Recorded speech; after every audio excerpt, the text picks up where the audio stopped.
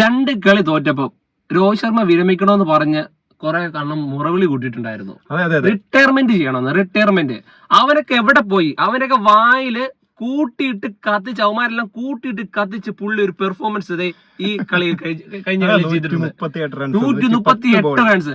ഓരോ അടിയും അങ്ങനെ പറഞ്ഞ എല്ലാ ഹേറ്ററിന്റെ വായിലോട്ടാണ് പുള്ളി പുള്ളി വിരമിക്കണമെന്നുള്ള രീതിയിൽ ഒരു പുള്ളിനെ അണ്ടർസ്റ്റിമേറ്റ് ചെയ്യുക. രോഹിത് ശർമ്മനെ അണ്ടർസ്റ്റിമേറ്റ് ചെയ്യാൻ അതായത് ഇന്ത്യയുടെ ക്യാപ്റ്റൻ ആയിരുന്ന ഒരു വ്യക്തി. അതെ എത്ര കിരീടങ്ങൾ നേടിക്കൊടുത്തതാണ്. എന്നിട്ട് പുള്ളി 2 കളി ഫോം ഔട്ട് ആയപ്പം പുള്ളിനെ റിട്ടയർമെന്റ് ചെയ്യണമെന്ന് പറഞ്ഞ് മുറവിളി കൂട്ടി കുറെ എണ്ണം ഉണ്ട്. അതെ ഇന്ത്യൻ ടീമിനകത്ത് തന്നെ കോച്ച് ഗംഭീർ ആണെങ്കിലും അതുപോലെ അഗാർക്കർ സെലക്ഷൻ കമ്മിറ്റി അഗാർക്കർ ആണെങ്കിലും ഇതെല്ലാം പറയുന്നത് എന്താ? രോഹിത് ശർമ്മ മാറി കഴിക്കണം. അടുത്ത വർഷത്തെ ലോകകപ്പിലേക്കുള്ള ആ ഒരു അവരുടെ ഒരു ഫ്യൂച്ചർ പ്ലാൻ ഉണ്ടല്ലോ, ആ പ്ലാനിനകത്ത് രോഹിത് ശർമ്മനെ ഒഴിവാക്കുന്ന രീതി വരെ ചർച്ചകൾ വന്നിരുന്നു.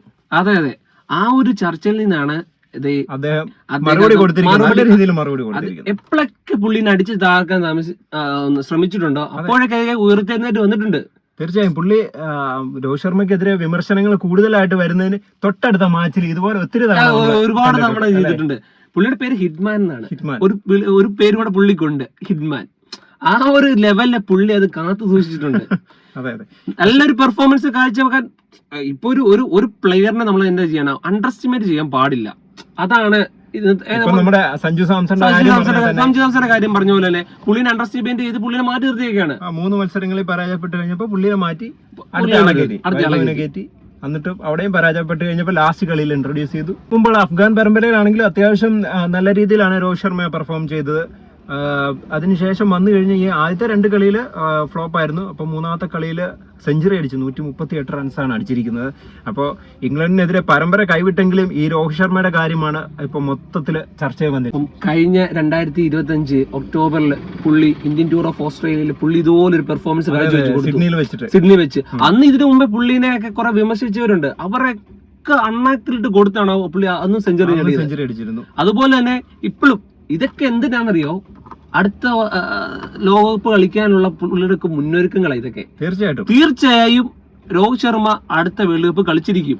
ആ ലെവൽ പെർഫോമൻസ് ആണ് പുള്ളി ഇപ്പൊ ചെയ്തോണ്ടിരിക്കുന്നത്. പുള്ളി മാത്രമല്ല, കോഹ്ലിയുടെ കാര്യത്തിലാണെങ്കിലും നിങ്ങൾ ആരെയും അണ്ടർസ്റ്റിമേറ്റ് ചെയ്യില്ല, പുള്ളിയും കളിക്കും. അപ്പം ഇവർക്കൊരു റിട്ടയർമെന്റ് എപ്പോഴാണെന്നറിയോ? ഇവർ ഒരു പീക്ക് നിൽക്കുന്ന സമയത്തായിരിക്കും ഇവരൊക്കെ റിട്ടയർമെന്റ്. അത് അടുത്ത ലോകകപ്പ് നേടിയിട്ടൊക്കെ ഉള്ളൂ പുള്ളിക്ക് വിരമിക്കത്തുള്ളൂ. എത്രയൊക്കെ നിങ്ങൾ വിമർശിക്കാൻ നോക്കിയാലും രോഹിത് ശർമ്മയാണ്. രോഹിത് ശർമ്മ അടുത്ത വേൾഡ് കപ്പിൽ കളിച്ചിരിക്കും.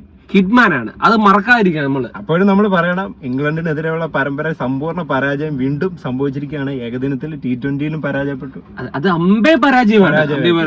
അതായത് എല്ലാ സ്റ്റൈലും, അതായത് ഇൻഡിവിജ്വൽ പെർഫോമൻസ് ആണ് പറയുന്നത്. ഇന്ത്യയുടെ പെർഫോമൻസ് അല്ല നമ്മൾ പറയുന്നത്, ഇൻഡിവിജ്വൽ ആയിട്ട് രോഹിത് ശർമ്മയുടെ പെർഫോമൻസ് ആണ് പറയുന്നത്. ഇന്ത്യ ഇപ്പൊ ഫ്ലോപ്പാണ്.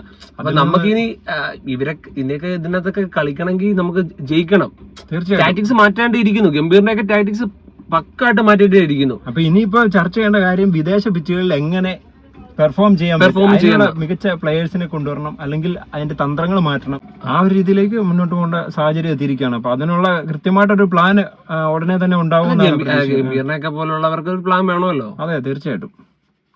അപ്പം നിങ്ങളുടെ അഭിപ്രായങ്ങൾ, അതായത് രോഹിത് ശർമ്മയുടെ ആ ഒരു കംബാക്കിനെ പറ്റിയുള്ള നിങ്ങളുടെ അഭിപ്രായങ്ങൾ തീർച്ചയായിട്ടും കമന്റ് ചെയ്യുക. അതുപോലെ തന്നെ ഇന്ത്യൻ ടീമിന്റെ ഇപ്പോഴത്തെ പെർഫോമൻസിനെ പറ്റിയും നിങ്ങളുടെ അഭിപ്രായങ്ങൾ കമന്റ് ചെയ്യുക. നമ്മൾ അടുത്തൊരു വീഡിയോ ആയിട്ട് വീണ്ടും കാണാം.